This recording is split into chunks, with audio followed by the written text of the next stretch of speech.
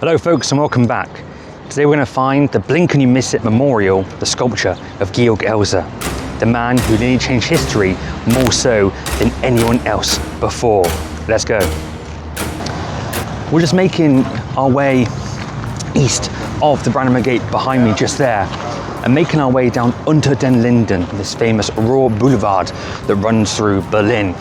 So we're going to walk down here a little bit and then take the first right and start to head down Wilhelmstraße, because down there is where the Georg Elser sculpture is located.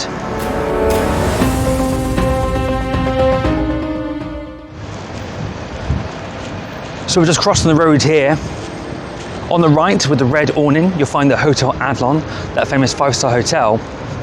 And then down here, behind the security bollards, you'll find the British Embassy. So you walk straight through this street and keep going down Wilhelmstraße. But in this video, we're going to try and find the sculpture of Georg Elser. But who was Georg Elser? Georg was a carpenter and a watchmaker. And very early on, when the Nazis came to power, he saw just how dangerous they were. And he decided, this simple watchmaker and carpenter, that he would try to assassinate Adolf Hitler. Now, the reasons why Georg Elser tried to assassinate those members of the Nazi state were based on the reasons of he saw a deterioration in living conditions for his fellow people. He saw the threat of impending war upon these lands he called home. He knew deep down that they were nasty, nasty people. So we've just been walking about 2 minutes, and then through the trees, when you're on the right hand side of the road, you'll start to see this outline here. And as you get closer, you'll start to realize what this is.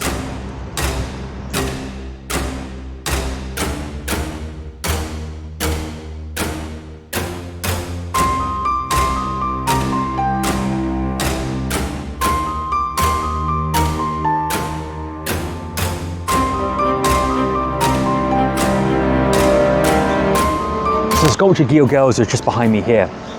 And this is why I said blink and you miss it. It's well disguised. At night time you've got a better chance of seeing it because it's lit up in the night sky. Or during the day, you can walk past it. You might not even see it at all, let alone know who this man was. But in this video, I want to do a quick look at Georg Elser, and then for a more in-depth look and a real story of his life, watch my other video, Georg Elser, the man who nearly killed Hitler.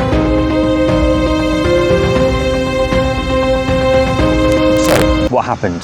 On the 8th of November 1939, Georg placed a homemade bomb inside a secret cavity he drilled out in the pillar of the Bürgerbräu Keller in Munich.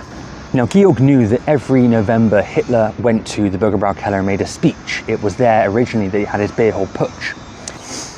Now, Georg was just this watchmaker and carpenter, and he had no real experience beforehand of making bombs. But he was a very clever guy in terms of innovation, because the bomb he made had a 3-day timer, had 2 clock faces on it. And where he got his tools from, he had jobs in places like quarries and ammunition factories, and he stole pieces to make his homemade bomb. His briefcase had a secret bottom, so in there he could hide pieces.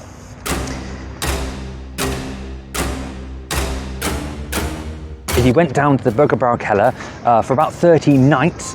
He had something to eat or had a drink. He then hid, waited till everyone had left, and then went into the room where Hitler was going to be speaking in the cellar, went to the pillar nearest the stage, and in there he created a cavity to place his bomb. Now, Georg was really smart. He placed the inside of the cavity with cork so you couldn't hear the ticking of the clock faces inside. He put his bomb inside there, made sure that no one could see that he'd worked on it, and then made his way towards Switzerland, towards the border, to escape.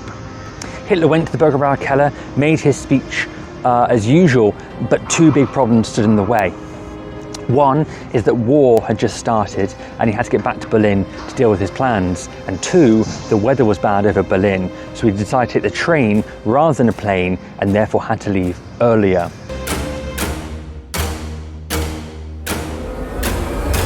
Hitler escaped the explosion by just 13 minutes, just 13 minutes away from potentially ending World War II as we know it, and indeed most likely saving millions of lives. Now, Georg was arrested on the border to Switzerland, and it wasn't because the Gestapo had worked out who he was. It's because in one pocket they found explosives, and the other pocket they found a postcard of the Burgerbrau Keller. He had given the game away. Now, he wasn't executed straight away. He was brought here to Berlin and interrogated and tortured by the Gestapo. And then he was sent to Dachau concentration camp.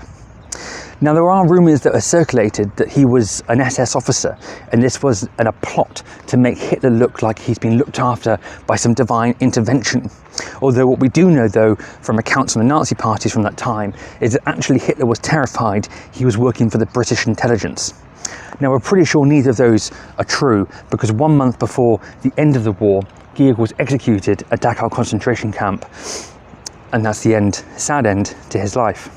He was just an incredible man from humble beginnings who just wanted to assassinate Hitler because of those core reasons: deterioration in living conditions for his fellow people, a decline in social rights, and the impending war. If Georg Elser had completed what he set out to do, if Hitler had just waited 30 more minutes at the Burgerbrau Keller, the Second World War might have not happened in the way that we know of it today, and millions of lives may have been spared. That is the story of Georg Elser. If you want to find out more about the story of Georg Elser, watch my other video, Georg Elser, the man who nearly killed Hitler, for a more in-depth look at his life, because it is an incredible story, and probably more so than anyone else, he could have singly changed modern history as we know it.